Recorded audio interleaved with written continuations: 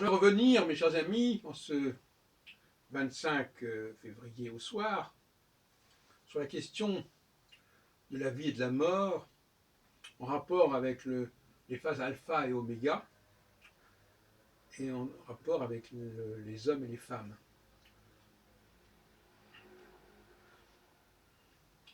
La phase oméga est une phase de vie.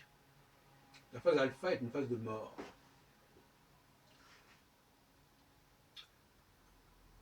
Mais le problème, c'est que, j'ai déjà donné certains exemples, je crois, dans une autre vidéo, quand nous sommes dans un environnement hyper technique, nous sommes dans un monde de mort. Quand nous nous libérons de cet espace et cet environnement technique, nous revenons à la vie. Et quand nous avons le sentiment de mourir, eh bien, nous avons la tentation de faire appel à la mort, à la technique, pour nous prolonger, pour nous survivre à nous-mêmes.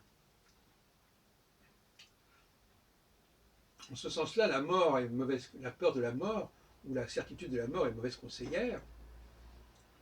Quand Charles de Gaulle a été victime d'un attentat, c'est ce qui l'a conduit à vouloir établir le suffrage universel pour la présidence, en croyant que ce système permettrait à la Ve République de se survivre à elle-même, alors que la façon dont il avait été élu en 1958, il pensait que c'était lié à sa personnalité, mais que le système ne fonctionnait que grâce à lui. Et donc, il s'est dit, puisque je vais mourir, que je risque de mourir, qu'est-ce que je peux faire pour que cette constitution ne dépende pas de quelqu'un de ma trempe? Par conséquent, en le suffrage universel, pensait-il, allait pouvoir produire, fabriquer quelqu'un de particulièrement remarquable. Et nous en sommes là encore aujourd'hui, entre ces deux tours des élections.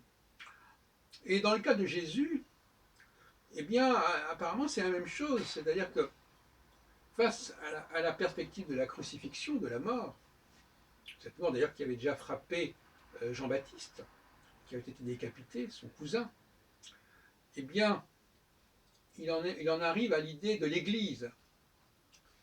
Et il dit à Pierre qu'il va construire cette Église. Mais pour moi, c'est une solution de rechange, puisque il n'a pas pu vivre suffisamment pour faire ce qu'il avait à faire. Eh bien, il reporte sur le futur, il projette sur le futur, par le biais de cette Église, de ce système, il reporte le temps, la temporalité, l'échéance. Je voudrais insister sur ce fait que les hommes et les femmes, quelque part, les hommes et les machines, si l'on veut aussi, enfin bon, c'est assez complexe à comprendre, ont des valeurs inversées.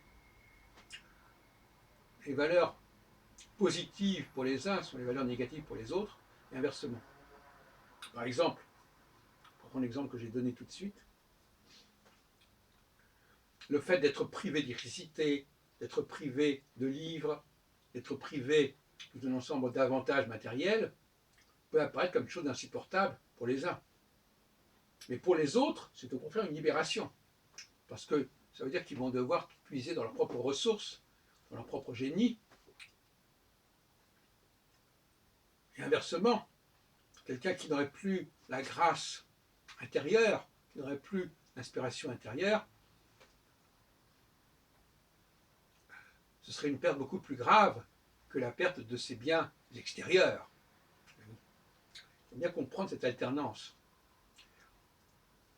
C'est pour ça que la notion de plan A et plan B, elle est évidemment relative, tout comme la notion de zone de confort. Pour les uns, la zone de confort, c'est ceci, pour les autres, la zone de confort, c'est cela. Et il est quand même important de comprendre que nous n'avons pas les mêmes valeurs. Et par conséquent, il ne faut pas mélanger des populations qui, au niveau vital, au niveau existentiel, ne fonctionnent pas de la même manière. Et tant qu'on n'aura pas compris cela, On continuera à parler d'égalité, on continuera à parler de mixité, etc. Mais le jour où on aura compris que nous ne fonctionnons pas sur les mêmes valeurs, que la machine se nourrit, fonctionne autrement que l'être humain au sens de l'androgyne, l'androïde n'est pas l'androgyne, si on veut, tant qu'on n'aura pas compris cela, on sera dans les chimères sur lesquelles nous vivons actuellement, et cette promiscuité, qui est aussi ce que j'ai appelé l'ubiquité, c'est-à-dire l'ubris de l'ubiquité. Et l'ubiquité, pas seulement dans l'espace, mais aussi dans l'espace, dans le temps. De Gaulle, quand il a voulu cet amendement à la Constitution de 58, il est parti dans une sorte d'ubiquité, c'est-à-dire d'une volonté de dépasser sa dimension personnelle pour se projeter dans une sorte de système qui pourrait pérenniser son œuvre. Tout comme Jésus, en voulant créer cette église, tu es pierre, sur cette pierre je bâtirai mon église, il tombe dans Matthieu, bien aussi il a voulu pérenniser son œuvre. Mais ce que beaucoup les chrétiens ne comprennent pas, c'est que la crucifixion aboutit à l'idée de l'église. La crucifixion, c'est l'impossibilité de vivre dans le présent, d'accomplir dans le présent, donc de façon vivante, une mission, et donc, ou de considérer que cette mission est compromise. Et donc, finalement, il faut trouver une solution de remplacement, de substitution, et c'est là qu'on fait appel à la machine. Et d'ailleurs, dans le chapitre 2 de la Genèse, où Dieu dit, enfin Dieu, c'est-à-dire Elohim en l'occurrence, mais c'est un Yahvé Elohim assez spécial, on en reparlera, on en a déjà parlé, quand Yahvé Elohim dit à Adam qu'il lui faut une Ezer Kenegdo, qu'il lui faut un auxiliaire, en réalité, c'est une façon de dire, justement, que c'est le passage de la phase alpha à la phase oméga. C'est-à-dire qu'il faut il faut un être qui le prolonge au-delà de son temps à lui, à Adam, qui n'est pas le même critère de vie. Et effectivement, la machine n'a pas les mêmes critères de vie que l'homme. L'homme, il va mourir. La machine, elle peut être réparée. On peut mettre des pièces de rechange. Ce n'est pas du tout le même fonctionnement. Ce n'est pas le même rapport à la vie et à la mort. Une voiture ne meurt pas comme ne meurt un homme. Et elle ne vit pas non plus comme vit un homme. Et à ce niveau-là aussi, on pourrait dire que lorsque la nature meurt, lorsque l'automne arrive, lorsque l'hiver arrive, eh bien, on ne va plus manger les mêmes choses qu'en plein été. Donc là aussi, on va pouvoir continuer à vivre, mais pas dans les mêmes conditions, pas avec les mêmes nourritures, pas avec le même niveau de vie.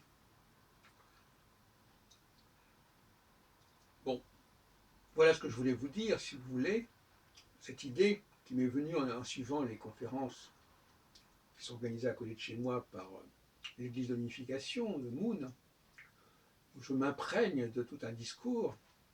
Et justement, c'est intéressant d'entendre, par exemple, parler des rapports entre Jean-Baptiste et Jésus, et qui sont cousins. Ils sont cousins, et il y a un parallèle à faire entre eux, d'un côté, et de l'autre côté, la rivalité entre Ésaü et Jacob, voire même entre Abel et Caïn. C'est un peu la même histoire. Il y a des tensions entre ces deux cousins. Il y a des déceptions, quelque chose qui se passe comme ça. En tout cas, c'est ce que les gens de Moon veulent nous faire penser, veulent nous faire passer. Et c'est intéressant parce que on s'aperçoit à quel point il y a des schémas qui reviennent, qui sont repris pour sous-tendre un certain nombre d'histoires. Et c'est toujours plus ou moins le même scénario qui revient. Ce qui ne veut pas dire que ce soit la réalité.